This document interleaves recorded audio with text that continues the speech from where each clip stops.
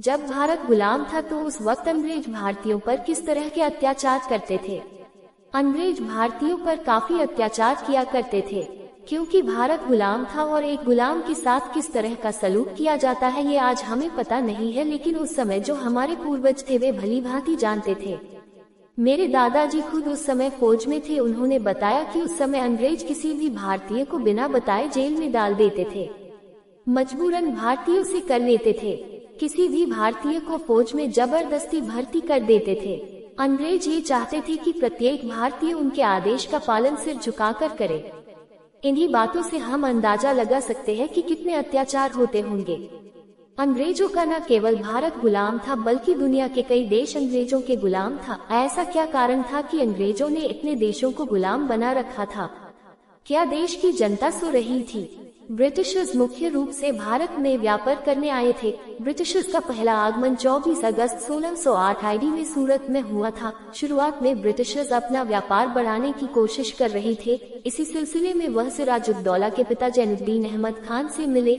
जैनुद्दीन को कहीं न कहीं अंग्रेजों पर शक था, इसलिए वह उनको व्यापार करने की सीमित ही इजाजत देता था। ब्रिटिश अपने लिए कोठी बनाने की इजाजत मांगते थे, जो कि जैनुद्दीन अहमद खान ने कभी नहीं दी। धीरे धीरे जैनुद्दीन के इंतकाल के बाद सिराजुद्दौला बंगाल के नवाब बने। सिराजुद्दौला के सेनापति का नाम मीर जाफर था। वह बहुत लालची था, इसलिए अंग्रेजों ने उसके साथ संधि कर ली और ये तय किया कि तुम अपनी सेना हमारे खिलाफ इस्तेमाल नहीं करोगी, और यही मीर जाफर ने किया। इस पूरी बात का अगर हम निचोड़ निकाले तो यही निकलता है कि अंग्रेजों ने शुरुआत तो व्यापार देगी, लेकिन अंततः भारत पर आक्रमण करके उस पर राज करना चाहा। ऐसा संभवत इसलिए लगता है क्योंकि अंग्रेजों में कार्य के प्रति एक निष्ठा अद्भुत थी। वे जो भी कार्य करते थे उसे उत्कृष्ट रूप से संपन्न करते थे। उनमें नए दो कार्य करने की लगन थी। अतः प्रथम दृष्टया तो ऐसा ही लगता है कि अंग्रेजों के अधीन भारत विकसित हो गया होता, किंतु हमें यह नहीं भूलना चाहिए कि अंततः उनकी निष्ठा ब्रिटेन की महारानी के लिए ही थी। उनके कार्यों से जो भी विकास भारत में होता उसका लाभ तो ब्रिटेन को ही होना था। यहाँ की कृषि और उद्योगों से ब्रिटेन का खजाना भरता, भारत का तो मात्र शोषण ही होना था। ऐसे में भारत के लोग आज भी गरीब होते। अतः विकास की बात करना बेमानी है।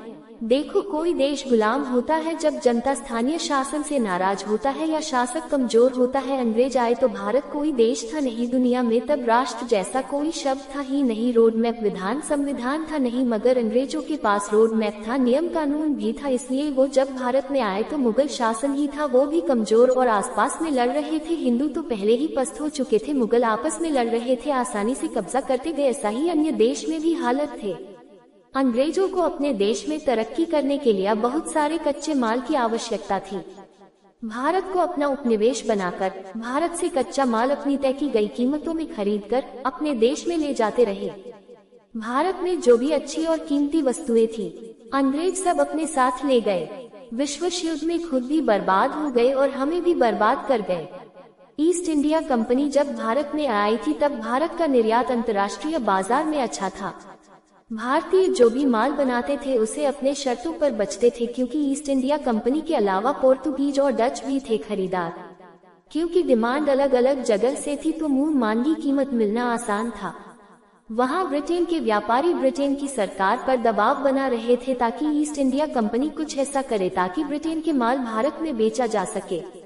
ब्रिटेन की सरकार और ईस्ट इंडिया कंपनी ने एक चाल सोची, भारतीयों को बड़े बड़े काम देना शुरू किया ताकि दूसरे काम उसके सामने छोटे लगने लगे और केवल बड़े काम पर ध्यान देने के लिए भारतीय दूसरे काम लेना ही बंद कर दे। बड़े काम के लिए लोन भी चाहिए होता था तो ईस्ट इंडिया कंपनी दे देती थी।